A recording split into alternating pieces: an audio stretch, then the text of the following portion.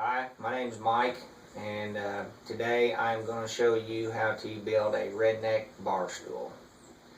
This product is already finished. Looking over here, there's a few things that we're going to need in order to make this piece here happen. I've built these out of galvanized piping. There is just a few pieces that we need. We can actually build this frame in give or take about 5-10 minutes tops. Few things we're going to need is we're going to need the piping. It depends on the height and the width, the length, whatever it is that you're wanting to build.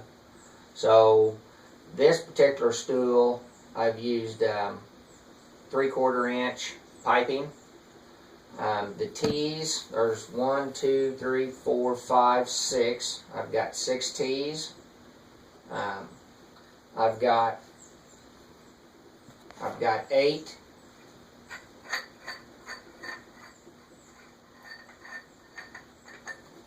Eight of these flat pieces that I'm going to use for the top and the bottom. Good thing about these is they've already got the holes put in them because I'm going to end up putting screws in these. Okay. Like I said, it depends on the height that you want to your piping. You can get anywhere from 2 inch, 4 inch, 8 inch, all the way up to 10 feet. So, with that being said, once I get everything, my frame kind of built up, and I'm using the height that I want, I can take this pipe,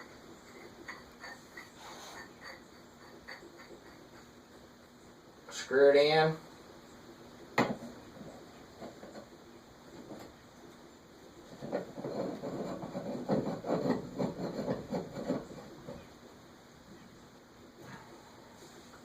screw the last leg in. I didn't want to bore everybody, so I pretty much put it together before we started this video. Make sure everything's fairly level.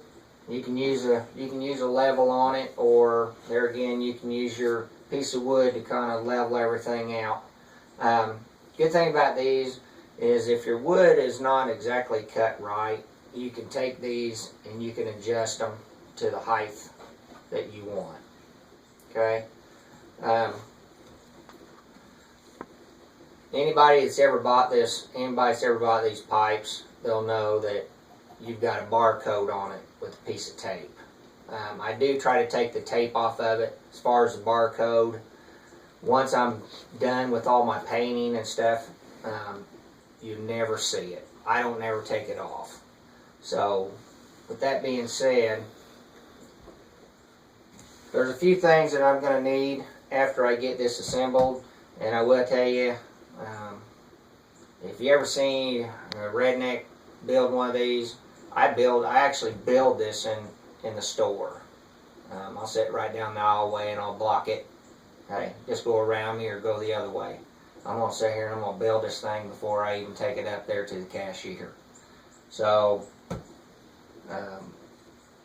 few things that we're going to need. Number one is after this thing's assembled and I know it's secure, I know I've already got my block of wood on, I will take some type of Loctite and I'll actually put it right around the base of the groove where it's going into the T. And I'll put me a little Loctite on there, that way it's just extra secure, even though I've got it buckled down as tight as I can get it. Second thing I'm going to use is I'm going to have a paintbrush. Okay, and with that paintbrush, they've got, this is protective enamel. It's basically like a rust proof. This stuff is awesome, especially on any type of aluminum, because it don't fish eye, it doesn't smear, it don't separate. So I recommend highly that you use this. It's kind of like a tar. So once you get it on, it's pretty much a done deal. But before I put that on, I'm also going to use a black primer. Basically going to take the primer, and which I'm not going to do it in my house, but I'm basically going to spray this whole thing down, top to bottom. Now there's one thing that I do not do. If this was going to be if this down here is my floor piece, okay, I do not spray anything underneath it, okay, because you take a chance on somebody scooting it around and this stuff coming off and getting on your floor or getting on your carpet. So personally, me, I will not spray anything underneath it. Okay, once I get this thing all sprayed down with this primer, I'm going to let it dry. Give or take, primer dries pretty quick, so you're looking at, I get it usually an hour. That's where I go back and I put my protective enamel coat on.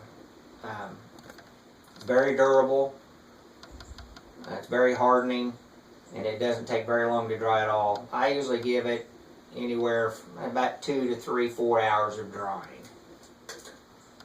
After I've got that brushed on, then I'm going to come across with this stuff. It's called,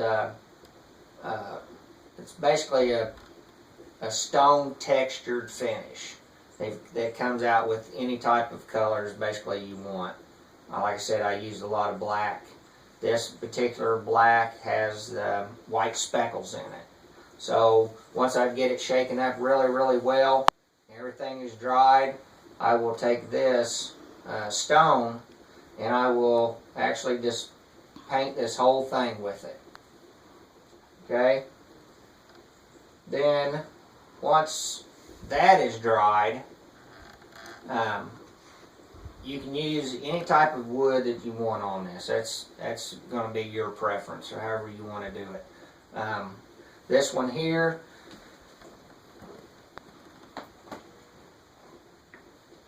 this piece here, I actually went out in the backyard. I found me a log. You can go to sawmills, get with your buddies.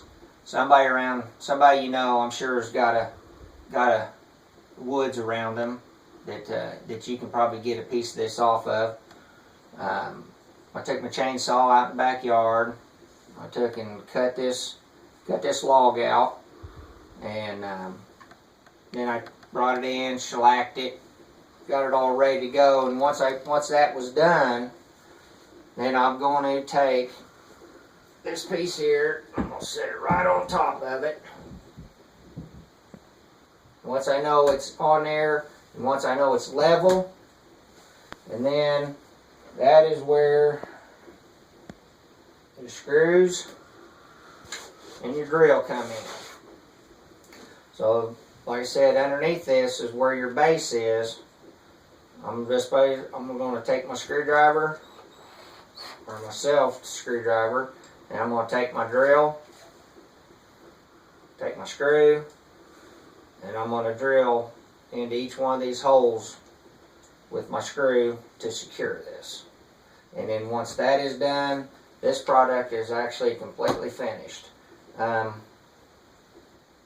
got, with this particular piece, basically I got $60 wrapped up into it.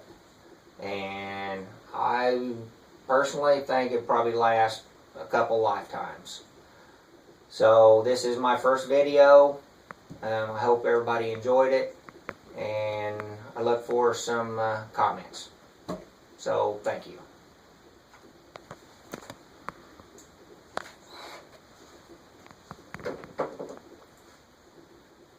Got shut on?